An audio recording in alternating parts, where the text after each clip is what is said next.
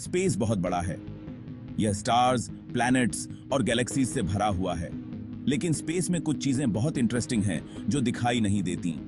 ये हैं black holes.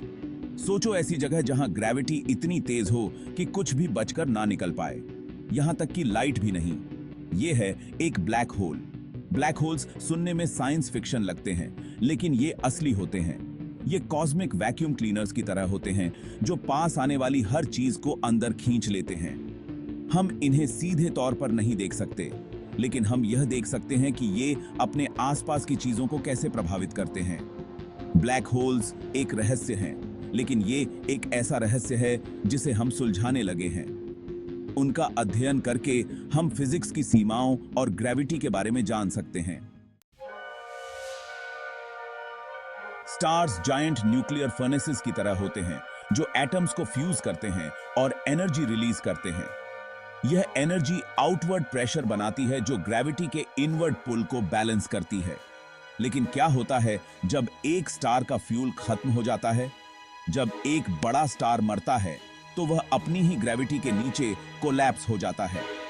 कल्पना करो कि अर्थ को एक मार्बल के आकार में निचोड़ दिया जाए। हम इसी डेंसिटी की बात कर रहे हैं। यह कोलैप्स एक सुपरनोवा बनाता है, एक जायंट एक्सप्लोजन जो एक पूरी गैलेक्सी को भी आउटशाइन कर सकता है। अगर स्टार बहुत बड़ा है तो कोर और भी कोलैप्स होगा और एक ब्लैक होल बन जाएगा। कोर इतना डेंस हो जाता है कि उसकी ग्रेविटी स्पेस और टाइम को वॉर्प कर देती है।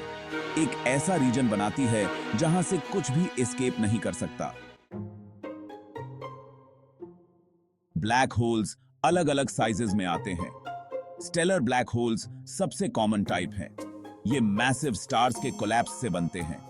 ये ब्लैक होल्स आमतौर पर हमारे सन से कुछ गुना ज्यादा मैसिव होते हैं, लेकिन ये एक सिटी से भी छोटी स्पेस में सिमटे होते हैं। सुपर मैसिव ब्लैक होल्स हमारे सन से मिलियंस या बिलियंस गुना ज्यादा मैसिव होते हैं। ये गैलेक्सीज के सेंटर्स में रहते हैं, हमारे मिल्की वे सहित। ये कॉस्मिक जायंट्स गैलेक्सीज के फॉर्मेशन और एवोल्यूशन को इन्फ्लुएंस करते हैं। फिर इंटरमीडिएट मास ब्लैक होल्स होते हैं। ये थोड़े रहस्यमय हैं क्योंकि ये दूसरे दो प्रकारों की तरह कॉमन नहीं है। साइंटिस्ट्स का मानना है कि ये छोटे ब्लैक होल्स के मर्जर से बनते होंगे। Section 4, peering into the abyss event horizon and beyond. कल्पना कीजिए कि आप एक ब्लैक होल के पास जा रहे हैं। जैसे जैसे आप करीब आते हैं, ग्रेविटेशनल पुल तेज होती जाती है। आखिरकार आप उस पॉइंट तक पहुंच जाते हैं जहां से वापसी नहीं होती, जिसे इवेंट होराइजन कहा जाता है। एक बार जब आप इवेंट होराइजन को पार कर लेते हैं तो वापस नहीं जा सकते। यहां तक कि लाइट भी ब्लैक होल की चपेट से नहीं बच सकती। एक ब्लैक होल के सेंटर में सिंगुलैरिटी होती है। यह इन्फिनिट डेंसिटी का पॉइंट है जहां फिजिक्स के नियम, जैसा कि हम जानते हैं, ब्रेक डाउन हो जाते हैं। हम सिंगुलैरिटी को सीधे तौर पर ऑब्जर्व नहीं कर सकते क्योंकि इवेंट होराइजन से कोई भी जानकारी एस्केप नहीं कर सकती। कुछ ब्लैक होल्स में एर्गोस्फीयर नामक एक रीजन भी होता है जो इवेंट होराइजन के ठीक बाहर होता है। यहां स्पेस टाइम ब्लैक होल के रोटेशन के साथ घूमता है। एर्गोस्फीयर में ऑब्जेक्ट्स अभी भी एस्केप कर सकते हैं, लेकिन वे ब्लैक होल की इमेंस ग्रेविटी से प्रभावित होंगे।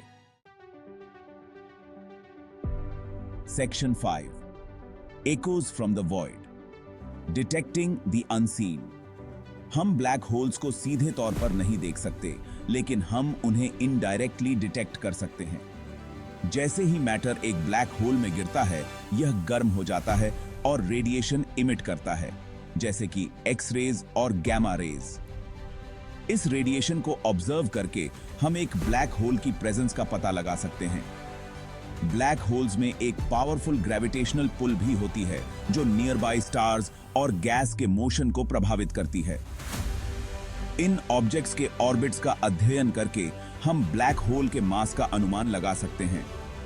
ब्लैक होल्स अभी भी कई मायनों में एक रहस्य हैं, लेकिन न्यू टेलीस्कोप्स और टेक्नोलॉजी के साथ हम हर समय इन फैसिनेटिंग ऑब्जेक्ट्स के बारे में और जान रहे हैं। ब्लैक होल्स का अध्ययन यूनिवर्स के बारे में हमारी समझ की सीमाओं को आगे बढ़ाता है।